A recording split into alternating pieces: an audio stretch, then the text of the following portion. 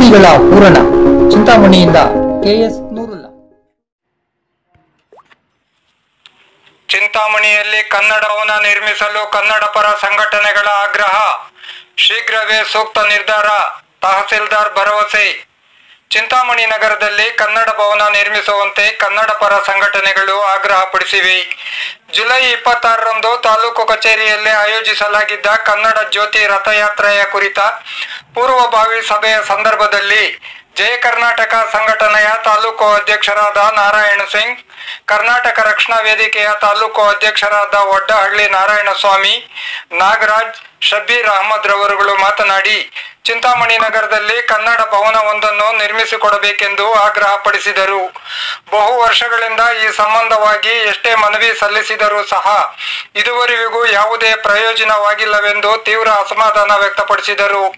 ಸಭೆಯ ಅಧ್ಯಕ್ಷತೆ ವಹಿಸಿದ್ದ ತಾಲೂಕಿನ ತಹಸೀಲ್ದಾರರಾದ ಸನ್ಮಾನ್ಯ ಸುದರ್ಶನ್ ಯಾದವ್ ರವರು ಮಾತನಾಡಿ, ಕನ್ನಡ ಭವನದ ಸಂಬಂಧವಾಗಿ ಅತಿ ಶೀಘ್ರದಲ್ಲಿಯೇ ಪ್ರತ್ಯೇಕ ಸಭೆಯೊಂದನ್ನು ಕರೆಯುವುದಾಗಿ, ಆ ಸಭೆಯಲ್ಲಿ ಸೂಕ್ತ ನಿರ್ಧಾರವನ್ನು ಕೈಗೊಳ್ಳುವುದಾಗಿಯೂ ಭರವಸೆ ನೀಡಿದರು. ಸಭೆಯಲ್ಲಿ ತಾಲೂಕು ಪಂಚಾಯಿತಿಯ ಕಾರ್ಯನಿರ್ವಹಣಾಧಿಕಾರಿಗಳಾದ ಆನಂದ್, ಕ್ಷೇತ್ರ ಶಿಕ್ಷಣಾಧಿಕಾರಿಗಳಾದ ಉಮಾದೇವಿ, ಬಿಸಿಯೂಟ ಯೋಜನೆಯ ತಾಲೂಕು ಸಹಾಯಕ ನಿರ್ದೇಶಕರಾದ KS ಸುರೇಶ್ ಸೇರಿದಂತೆ ವಿವಿಧ ಇಲಾಖೆಗಳಿಗೆ ಸೇರಿದ ತಾಲೂಕು ಮಟ್ಟದ ಅಧಿಕಾರಿಗಳು ಉಪಸ್ಥಿತರಿದ್ದರು. ವಿವಿಧ ಕನ್ನಡ ಪರ ಸಂಘಟನೆಗಳ ಪದಾಧಿಕಾರಿಗಳು ಮತ್ತು ಕಾರ್ಯಕರ್ತರು ಸಹ ಹಾಜರಿದ್ದರು.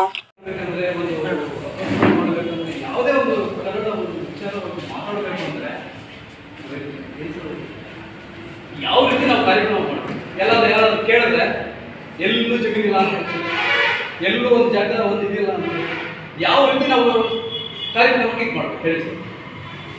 ನಾವು ಕೇಳ್ತಾ ಇರೋದು ನಮ್ಗೆ ಆಸೆ ಮಾಡಿಸ್ಕೊಡಿ, ಇನ್ನೊಂದು ಮಾಡಿಸ್ಕೊಡಿ ನಾವು ಕೇಳ್ತಾ ಇಲ್ಲ.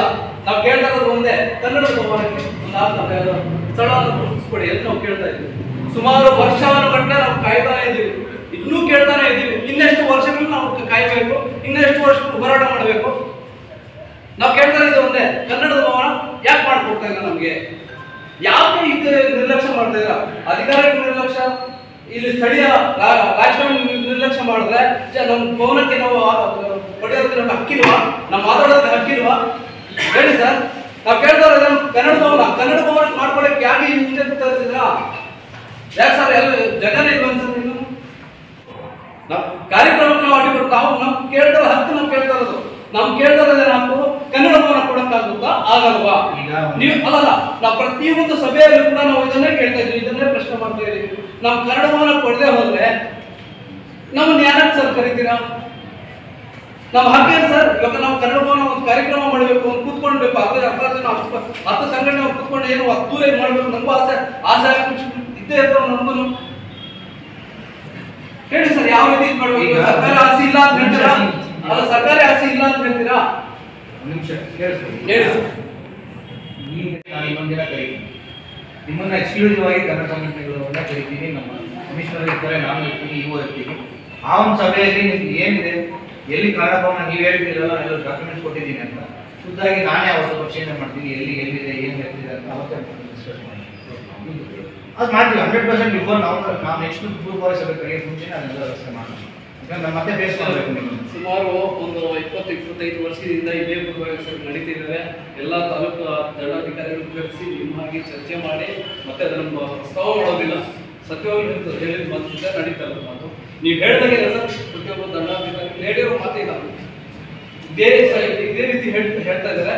ಆದರೆ ಮಾತಾಡೋಣ ಅಷ್ಟು ಬಿಟ್ಟರೆ ಏನು ಹೇಳ್ತಾರೆ ಸರ್? ನಾವು 25-30 ವರ್ಷಗಳಿಂದ ಚಿಂತಾಮಣಿ ತಾಲೂಕು ಕ್ಷೇತ್ರದಲ್ಲಿ ಕನ್ನಡ ಭವನ ಇಲ್ಲ ಅಂದ್ರೆ ಎಲ್ಲ ಕ್ಷೇತ್ರಗಳು ಇಲ್ಲಿದೆ ತಾಲೂಕು ಕನ್ನಡ ಭವನ, ನಮ್ಮ ಕ್ಷೇತ್ರದಲ್ಲಿ ಯಾಕಿಲ್ಲ ಅಂತ ನನ್ನ ಪ್ರಶ್ನೆ ಆಗ್ತಾ ಇದೆ ಸರ್. ಸುಮಾರು 30 ವರ್ಷದಿಂದ ಹೋರಾಟ ಮಾಡ್ಕೊಂಡು ಬರ್ತಾ ಇದ್ದೀವಿ. ಕನ್ನಡ ಭವನ ಗೊತ್ತಿಲ್ಲ ಸರ್. ಎಲ್ಲ ಸಮಾಜಗಳಿಗೂ ಜಾಗ ಕೊಟ್ಟಿದ್ದಾರೆ, ಇದಾಗಿದೆ. ನಾವು ಅದ್ರ ವಿಚಾರ ನಮ್ಗೆ ಬೇಡ ನಾವು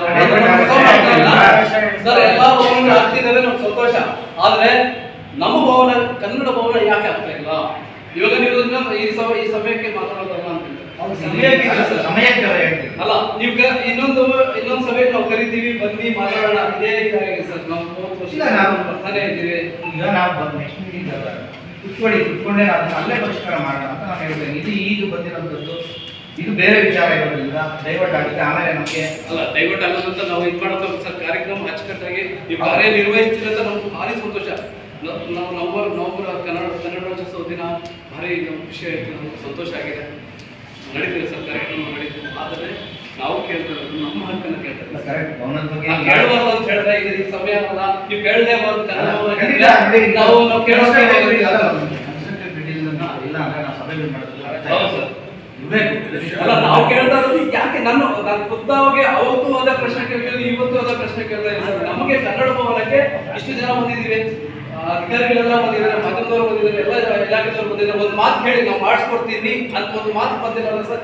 ಸಭೆ ಇಡ್ತೀನಿ ಪ್ರತಿಯೊಬ್ಬರು ಸಭೆನ ಹೇಳ್ತಾರೆ ಸರ್. ಸಂತೋಷ, ನಮ್ಗೆ ಸಭೆ ಇಟ್ಟರೆ ಸಂತೋಷನೇ. ಆದ್ರೆ ಕೆಲಸ ಆಗ್ತಾ ಇಲ್ವೇ ಸರ್? ನೀವು ಹೇಳಿ, ಭರವಸೆ ಪಡಿ, ನಿಮ್ಮೆಲ್ಲ ನಮ್ಗೆ ನಂಬಿಕೆ ಇದೆ, ನೀವು ಮಾಡ್ತೀರಾ ಅಂತ ನಮ್ಗೆ 100 ನಮ್ಮ ನಂಬಿಕೆ ಇದೆ, ನೀವು ಮಾಡ್ತೀರಾ ಅಂತ ನಂಬಿಕೆ ಇದೆ. ಭರವಸೆ ಕೊಡಿ, ನಮ್ಗೆ ಭಾರಿ ಖುಷಿ ಆಗುತ್ತೆ ಸರ್. ನೀವು ಒಂದು ಕನ್ನಡ ಭವನಕ್ಕೆ ಇಟ್ಕೊಡಿ, ನಮ್ಮ ಮನಸ್ಸಲ್ಲಿ ಕೊಡ್ತೀವಿ ಸರ್. ನಾವು ಶಾಶ್ವತವಾಗಿ ನಮ್ಮ ಕ್ಷೇತ್ರದಲ್ಲಿ ಸುದರ್ಶನ್ ಸರ್ ಅವರು ನಮ್ಗೆ ಕನ್ನಡ ಭವನಕ್ಕೆ ಒಂದು ಇದು ಮಾಡ್ಕೊಟ್ಟಿದ್ದಾರೆ, ನಮ್ಗೆ ಭಾರಿ ಸಂತೋಷ ಆಗುತ್ತೆ ಸರ್. ನೀವೇ ಡೌನ್ಲೋಡ್ ಇದ್ರೆ ಎಲ್ಲರೂ ಅನುಕೂಲ ಸಿಗೋದು ಅನುಕೂಲ ಆಗುತ್ತೆ ನನಗೆ. ಬಟ್ ಲ್ಯಾಂಡ್ ಕಮಿಷನರ್ ಪ್ರಾಪರ್ಟಿ ನಾನು ಅದಕ್ಕೆ ಕಾಂಪಿಟೆಂಟ್ ಅಂತ ನಾನು ಹೆಂಗೆ ಬೇರೆಯವ್ರ ಪರವಾಗಿ ಪ್ರವಾಸ ಮಾಡ್ತೀನಿ ಸರ್. ಪ್ರತಿ ಬಾರಿ ನಾವು ಸಭೆ ಕರೆದಾಗ ಕೇಳಿದಾಗ ಕಮಿಷನರ್ ಬರೋದೇ ಇಲ್ಲ ಸರ್. ಯಾವುದೇ ಕಾರ್ಯಕ್ರಮ ಅವ್ರಿಗೆ 100% ಹೆಲ್ತ್ ಇಶ್ಯೂ ಇದೆ. ಪರ್ಸನಲ್ ಆಗಿ ನಾನು ಗೊತ್ತಿದೆ, ಹೆಲ್ತ್ ಇಶ್ಯೂ ಇದೆ.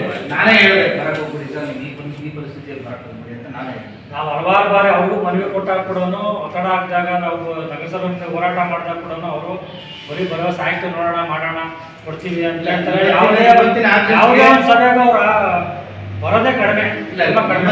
ಆಂಬುಲೆನ್ಸ್ಗೆ ನಾನೇ ಹೇಳಿದ್ದೀನಿ, ಬರಕ್ಕೆ ಹೋಗ್ಬಿಡಿ ಸರ್, ಈ ಪರಿಸ್ಥಿತಿಯಲ್ಲಿ ಬರಬೇಡಿ ಅಂತ ಹೇಳಿ. ಹೆಲ್ತ್ ಇಶ್ಯೂ ಇದೆ ಸರ್.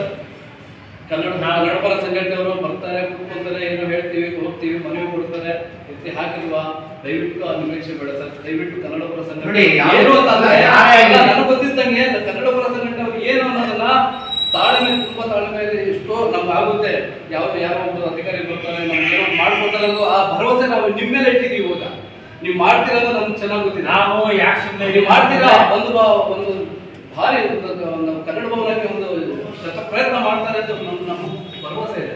ಆ ಭರವಸೆ ದಯವಿಟ್ಟು ತಾವು ಕೆಲಸ ಮಾಡ್ತಾರೆ.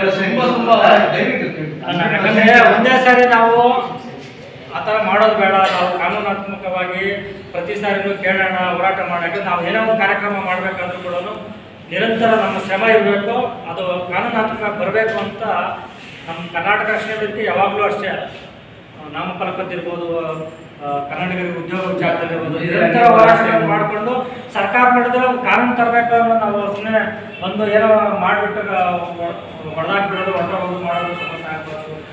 ನಾವು ಪ್ರೀತಿ ವಿಶ್ವಾಸದಿಂದಲೇ ಮಾಡಬೇಕು, ಕೆಲಸ ಮಾಡಬೇಕು ಅನ್ನೋ ಉದ್ದೇಶದಿಂದ ನಾವು ನಿಮ್ಮನ್ನು ಪ್ರತಿ ಬಾರಿನೂ ಪ್ರಸ್ತಾವನೆ ಸಲ್ಲಿಸ್ತಲೇ ಇಲ್ಲ. ಖಂಡಿತ ವಿಚಾರವಾಗಿನೇ ಎಕ್ಸ್ಕ್ಲೂಸಿವ್ ಆಗಿ ಇದೇ ಒಂದು ವಿಚಾರವಾಗಿ ಡಿಸ್ಕಸ್ ಮಾಡೋದಕ್ಕೆ ನನ್ನ ಆಫೀಸ್ ಕಡೆಯಿಂದ ನಾನೇ ಅಧ್ಯಕ್ಷತೆ ವಹಿಸಿ ನಾನು ಮೀಟಿಂಗ್ ಸಭೆ ಮಾಡ್ತೀನಿ.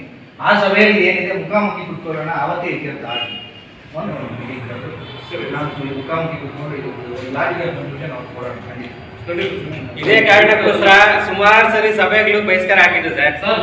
ಇದೇ ಮಾತು ಎಲ್ಲರೂ ಪ್ರತಿಯೊಬ್ರು ಹೇಳ್ತಾನೆ ಇರ್ತಾರೆ. ಯಾವುದೇ ಅಧಿಕಾರಿ ಬಂದ್ರು ನಿಮ್ ಸಭೆ ಕರೀತೀವಿ, ಎಲ್ಲ ಒಂದ್ ಕಡೆ ಕೂರಿಸ್ತೀವಿ ಅನ್ನೋ ವಿಚಾರ ಪ್ರತಿ ಒಂದು ಸಭೆಯಲ್ಲಿ ಹೇಳ್ತಾರೆ. ಸುಮಾರು ಸರಿ ಬಹಿಷ್ಕಾರ ಹಾಕಿರೋ ಉದಾಹರಣೆ ಜಾಸ್ತಿ ಇದೆ ಸರ್. ಸುದರ್ಶನ್ ಸರ್ ಅವರು ಏನೋ ಅನುಕೂಲ ಆದ್ರೆ ಅವ್ರು ಹೇಳ್ದಂಗೆ ಖಂಡಿತವಾಗ್ಲೂ ನೀವು ನಮ್ಮ ಹೃದಯದಲ್ಲಿ ಇದ್ದೇ ಇರ್ತೀರಿ ಸರ್.